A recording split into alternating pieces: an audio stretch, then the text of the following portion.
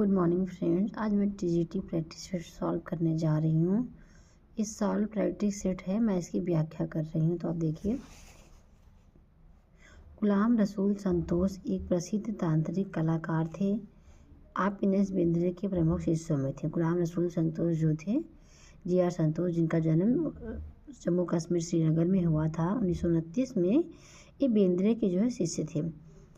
गुलाम are संतोष एक प्रसिद्ध तांत्रिक कलाकार थे। इनके चित्रों में तांत्रिक प्रभाव स्पष्ट रूप से दिखाई देता था।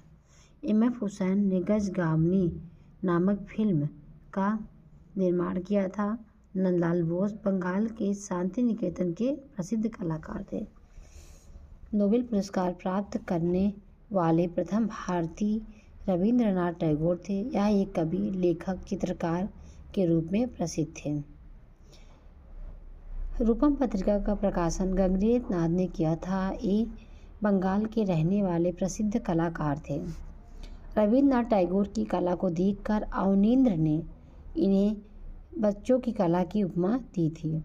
और बच्चों की कला जैसी मेरी कला है, यह किसका कथन है? तो आप मुझे कमेंट में ज़रूर बताइए कि कथन किसका है, किस कलाकार को किस कलाकार ने कहा था। मिल्क हॉल मूर्ति शिल्प है का निर्माण शांति निकेतन में राम किंकर बैज ने बनाया था।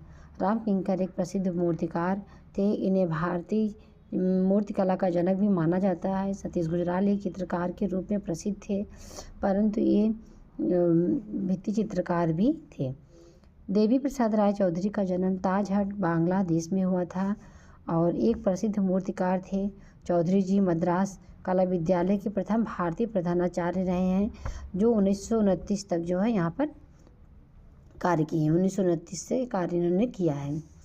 गांधार शैली की खोज लिटनर ने की थी और गांधार शैली पश्चिमोत्तर भारत में स्थित थी, पाकिस्तान पेशावर में। और गांधार एक मूर्ति शिल्प केंद्र है जो वर्तमान में पाकिस्तान में स्थित है। राजा भोज ने सम्रांगण सूत्रधार नामक ग्रंथ की रचना की। यह ललित कला तथा मूर्ति कला से संबद्ध ग्रंथ है। इसमें विभिन्न तकनीक का उल्लेख किया गया है। सतकोटेश्वर मंदिर गोवा में स्थित है। पंजाब में अमृतसर स्वर्ण मंदिर स्थित है, जिसे अकबर ने जो है जगह दिया था स्वर्ण मंदिर को बनाने में। और गोवा में जो एक कैथेड्रल चर्च भी है आपका गोवा में। और लक्ष्मण पै का जन्म भी गोवा में हुआ था और उनके चित्रों का विषय भी गोवा था। गुजरी महल कहाँ है? तो गुजरी महल ग्वालियर संग्रहालय में है। यहाँ राजस्थानी चित्रकला के चित्रों का संग्रह का भंडार है। गुजरी महल ग्वालियर में है और मृगनयनी महल भी ग्वालियर में है। बाकी प्रतिलिपियाँ भी ग्वालियर में सुरक्षित हैं। चित्रकार परमजीत सिंह का जन्म पंजाब के अमृतसर में हुआ था। इनका जन्म 1935 में हुआ था। और परमजीत सिंह सेरीग्राफी के लिए जाने जाते हैं, यथार्थवादी कलाकार हैं। इनके चित्र हवा में तैरते उड़ते हुए दिखते हैं। तमाशा महाराष्ट्र राज्य का प्रसिद्ध लोक नृत्य है और महाराष्ट्र का रंगोली भी है। और राजस्थान की लोक कला मांडना है।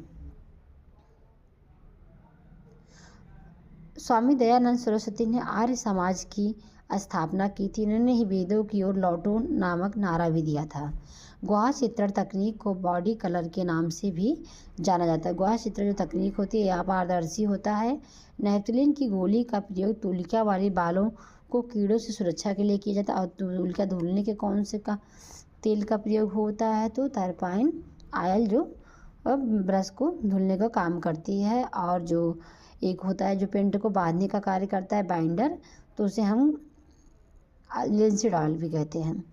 अमरनाथ सहगल एक प्रसिद्ध मूर्तिकार थे। इन्होंने अधिकांशतः मूर्ति शिल्पों को कांस्य धातु से बनाया, इसलिए इन्हें कांसा शिल्पकार के रूप में प्रसिद्ध है। अमरनाथ सहगल का जन्म 1944 अटक पाकिस्तान में हुआ था। एक कवि कलाकार भी थे।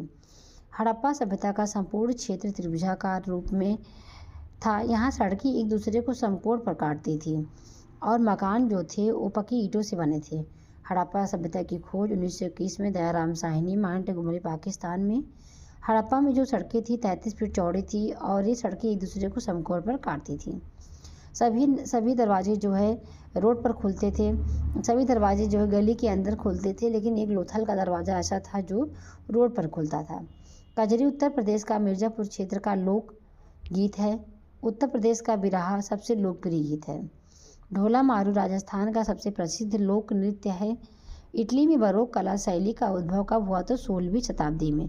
बरोक शैली को भी स्वर्णकाल भी कहा जाता है यूरोप का। भविष्यवादी कला आंदोलन गतित्व स्थान पर आधारित था। घनत्व में ज्यामितीय आकार में चित्रण किया गया था।